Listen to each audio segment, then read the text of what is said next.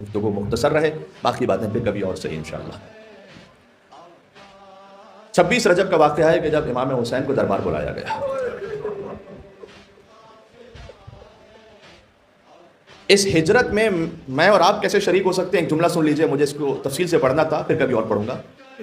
یہ یا لیتنی کنت معکم فافوز معکم، جو صادقانہ خلوص نیت کے ساتھ یہ کہے۔ ہمارا عمل اس مقام تک نہیں پہنچ سکتا، لیکن بشری استطاعت میں جس حد تک ہو سکے اپنے آپ کو جوڑ لے حسین سے، اور پھر خلوص نیت کے ساتھ کہے یا لیتنی کنت معکم، اے کاش ہوتا میں آپ کے ساتھ مولا با۔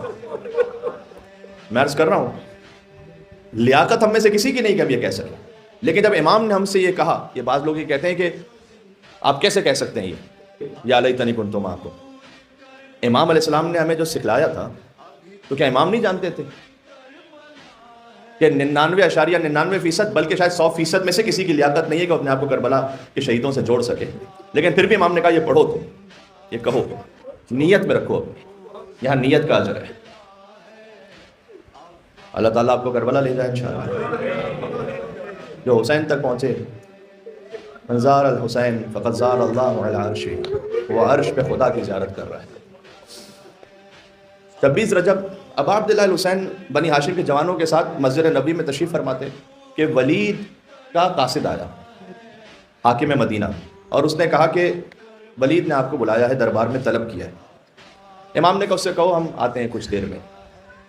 بنی ہاشم کے جوانوں نے کہا کہ اے مولا، اس رات کے پہر کیوں بلایا ہوگا آپ کو؟ امام نے کہا کہ یزید کا باپ دنیا سے چلا گیا ہے، اور اب یزید تخت خلافت پر ہے، اور حاکم مدینہ یہ چاہتا ہے کہ وہ ہم سے بیعت لے۔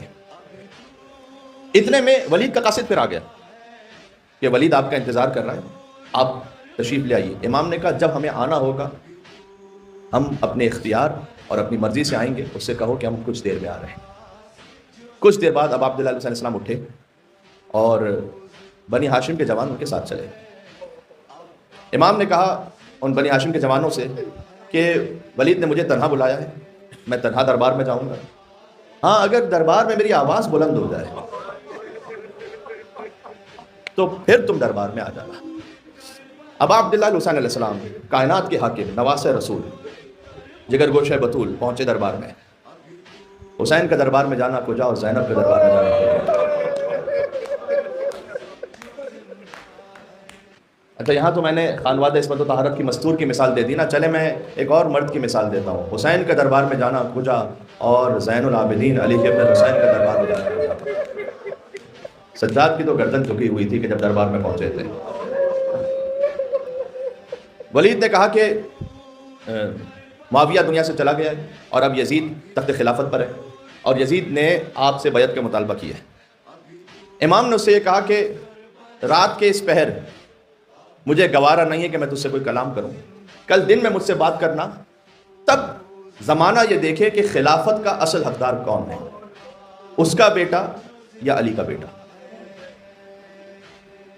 اس نے کہا یزید نے کہا ہے کہ آپ سے بیعت لے لے، ورنہ آپ کو یہاں سے جانے کی اجازت نہیں ہے۔ امام نے کہا کہ اِنَّ اہل البیت اہل بیت النبوہ و معدن الرسالہ و مختلف الملائکہ، ہم نبوت کے اہل بیت ہیں، رسالت کی کان ہیں، ملائکہ ہمارے ہاں آتے جاتے ہیں، بنا فتح اللہ و بنا ختم، اللہ ہم ہی سے شروع کرتا ہے، ہم ہی پر ختم کرتا ہے۔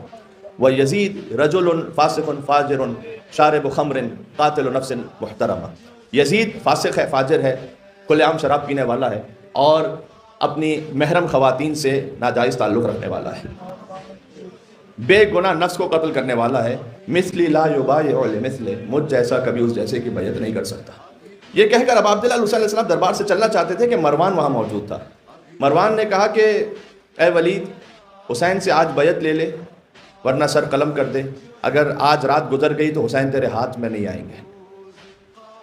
سبحان اللہ، وجہ اللہ چہرے پر جلال خداوندی کے آثار نمودار ہوئے، اور ابا عبداللہ الحسین نے مروان کو دیکھا اور کہا کہ یبن الزرقاء، اے نیلی چشم والی کے بیٹے، انت تقتلونی ام ہوا، کیا تجھ میں اتنی جرت ہے کہ تو اس وقت مجھے مارے گا، یا اس میں اتنی جرت آ گئی ہے کہ وہ حسین کو مارے گا؟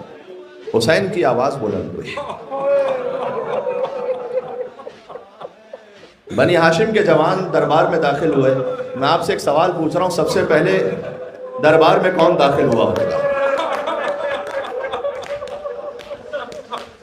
اگر دل کی کیفیت کہوں تو حسین کا علمدار ابوالفضل عباس. عباس سب سے پہلے دربار میں پہنچے اور عباس نے قبضہ شمشیر پر ہاتھ رکھا. کس میں اتنی جرأت ہے کہ میرے مولا کے ساتھ بلند آواز سے بات کرے؟ اللہ اکبر! میں قربان ابوالفضل عباس علیہ السلام کے. مولا اس وقت کیا وقت تھا کہ جب آپ ہی کے آقا نے کہا حل من ناصر ینصرنا حل من مغیث یغیثنا. کربلا کا آغاز ہو رہا ہے عزیزوں. 28 رجب المرجب ہے. حسین مدینہ چھوڑ کے جا رہے ہیں. دیکھو جب ہم اور آپ کے لیے کربلا سے مدینہ سے کوئی بھی زیارت کا مقام ہوتا ہے، آخری رخصت بڑی سخت ہوتی ہے. میں نے تمام مومنین ہی کی یہ کیفیت دیکھی ہے کہ وہ جاتے ہیں زری کے پاس. اب کیا کہوں، جنت البقیع میں تو کوئی زری ہی نہیں ہے. اگر مدینہ میں ہو تو قبر کو دیکھتے ہیں.